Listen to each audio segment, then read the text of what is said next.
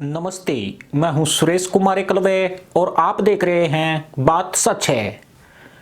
इस वक्त 4 मुस्लिम देश बेहद कड़ी मुश्किलों से जूझ रहे हैं। इनमें अफगानिस्तान और पाकिस्तान में मुसलमान दहशतगर्दों द्वारा उत्पात मचाया जा रहा है, जिसमें यह अपनी कौम के लोगों के खून के प्यासे हो रहे हैं। इन दोनों देशों में मुसलमान ही मुसलमानों का सफाया करके दुनिया में शांति की उम्मीदें पैदा कर रहा है, जबकि इंडोनेशिया और मलेशिया जैसे मुस्लिम देश कोरोना महामारी की चपेट में आ गए हैं।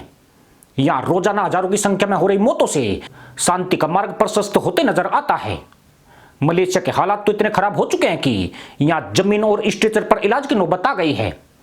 उक्त चारों ही देशों के कब्रिस्तानों में दिन रात लाशों के दफनाने का सिलसिला जारी है। मलेशिया का सबसे अमीर और सबसे अधिक आबादी वाला शहर सेलागोर है। यहां कोरोना वायरस जमकर तबाही मचा रहा है। लोगों का जमीन पर इलाज हो रहा है और लोग एक एक सांस के लिए तड़प रहे हैं। अस्पतालों के बेड भर चुके हैं और भीड़ बढ़ने के कारण स्थिति पहले से बदतर हो गई है। हालात ऐसे हैं कि कुछ भी कर लो, जान बचाना बेहद मुश्किल हो गया है।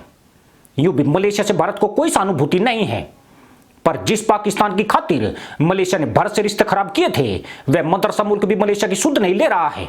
मलेशिया में बड़ी तादाद में लोगों का हुरों की तलाश में जाने का सिलसिला जारी है। भारत द्वारा पाम तेल का आयात रोके जाने से मलेशिया की अर्थव्यवस्था खराब दौर से गुजर रही है। यही वजह है कि इस देश में ढंग से टीकाकरण नहीं हो पाया है।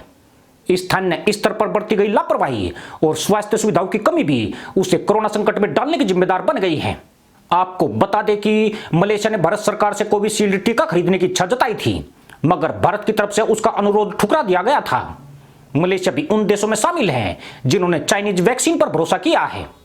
इंडोनेशिया ने भी चीनी टीके से वैक्सीनेशन किया है, मगर दोनों ही देशों में चाइनीज वैक्सीन फुस साबित हुई है।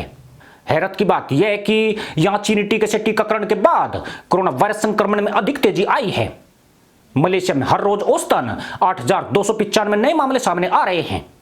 अब तक यहां कुल संक्रमितों की संख्या 9,65,000 के करीब पहुंच गई है, जबकि 8,000 के करीब भोरों की तलाश में भाग गए हैं। फिलहाल यहां सक्रिय मामलों की संख्या 1.5 लाख से ऊपर जा चुकी है।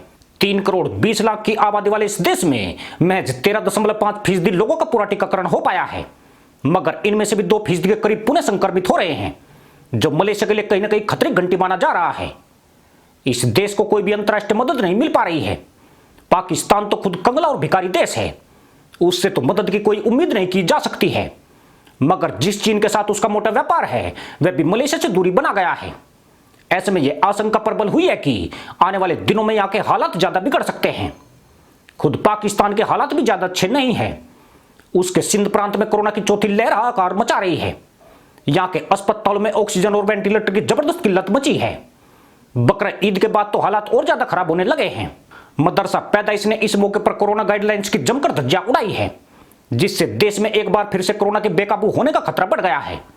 लुआब यह है कि अफगानिस्तान, मलेशिया, इंडोनेशिया से लेकर पाकिस्तान तक लोग किसी न किसी बहाने हुरों की तलाश में प्रस्थान कर रहे हैं, जो कम से कम इस्लामिक आतंकवाद से त्रस्त देशों के लिए कहीं ना कहीं सुकून की बात है। इसी के साथ अनुमति दोस्तों, जय जवान, जय किसान, जय हिंद, वंदे मातरम।